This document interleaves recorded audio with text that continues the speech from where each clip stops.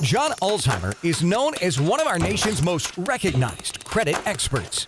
Having worked for 28 years in the credit industry, John has become one of the most prolific speakers about credit and the go-to authority on answers to credit-related questions.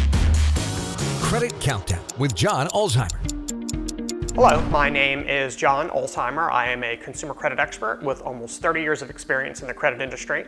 I have spent time at Equifax, which is one of the 3 generally recognized credit reporting agencies in the US, and FICO, which is the company behind the FICO credit scoring system. So today's question is one that I get quite often from consumers, which is, how are my credit limits determined? Obviously, when you go out and you apply for a credit card, when the card is opened, your credit card issuer is going to determine what's called your credit limit, which is essentially the uppermost boundaries or the spending power of your card. And all cards have a limit on how much the card issuer will allow you to spend. Some cards advertise that they do not have a limit, but they have what's called a shadow limit. Even though it's not published on a credit report or maybe on a statement, there is an amount that they will cap you can't just go out and buy a house, obviously, with a credit card. So all cards have some sort of a boundary or limitation, which is called a credit limit.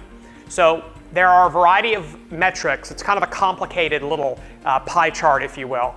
And credit card issuers will consider a variety of things when determining your credit limit. Number one is clearly they're going to consider the quality of your credit reports and your credit scores. And that's to help them to determine the likelihood that they're going to get paid back. And obviously someone who's got a really, really strong credit score, kind of in this range, 760 and above, they've really put themselves in the sweet spot credit scoring wise because they're considered low risk across almost every single different type of credit product that's available from lenders.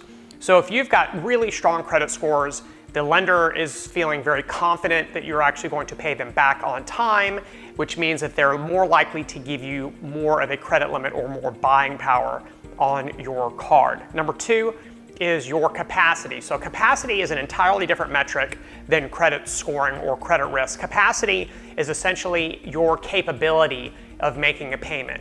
Credit risk is whether or not you're going to choose to make the payment. Capability is whether you can make the payment.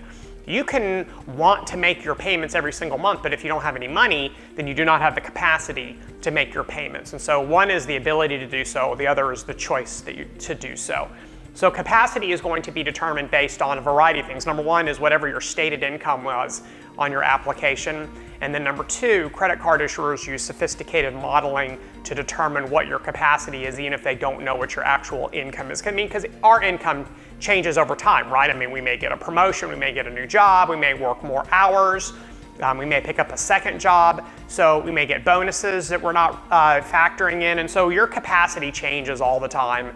And so it's not reasonable to expect that some credit card issuer knows exactly how much you make at any particular point in time. So they use sophisticated analytic techniques to determine that. Obviously, if you've got a lot of capacity, they feel more comfortable giving you a really high credit limit versus someone who's got limited capacity, very likely going to get a limited credit limit. Number 3 is usage patterns. So if you use your card a lot, you use it all the time, you make your payments, you really depend on it for purchases because, I don't know, maybe you're chasing rewards points or airline miles or whatnot, then your usage patterns indicate that you're a heavy transactor of the credit card. If you pay it in full every month, you're not paying interest. If you carry a balance, you're called a revolver. One way or the other, you're using the card and you're using it quite a bit. And so if your usage patterns indicate that you rely on it heavily, the card issuer is more likely going to give you a larger credit limit because they're going to make more money off of your usage patterns. Even if you just swipe your card more every single month, and even if you pay it in full, they're going to make money off of the interchange fee or the swipe fee. So these are some of the metrics that are used to determine how your credit limits are determined. Your credit limits are absolutely going to change over time. There's no requirement for a credit card issuer to maintain the same credit limit that they assigned to you when the account was opened. They absolutely can change it. They can increase it, they can decrease it.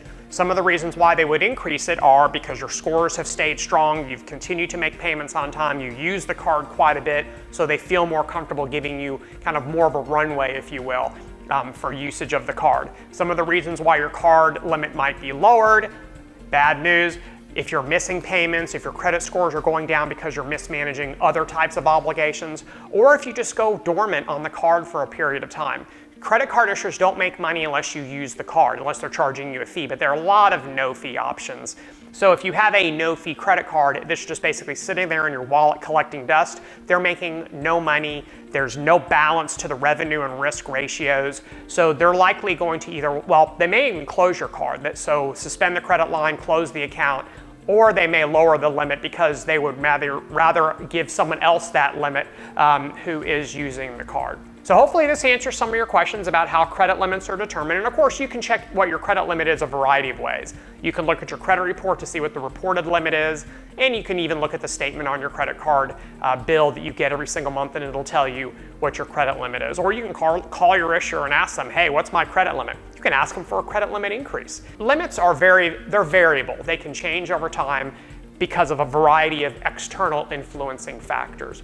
So if you have any questions about credit limits and how they're determined, drop them in the comment section below and I'll do my best to get to them. Thank you very much for watching and have a great rest of your day. We'll talk again soon.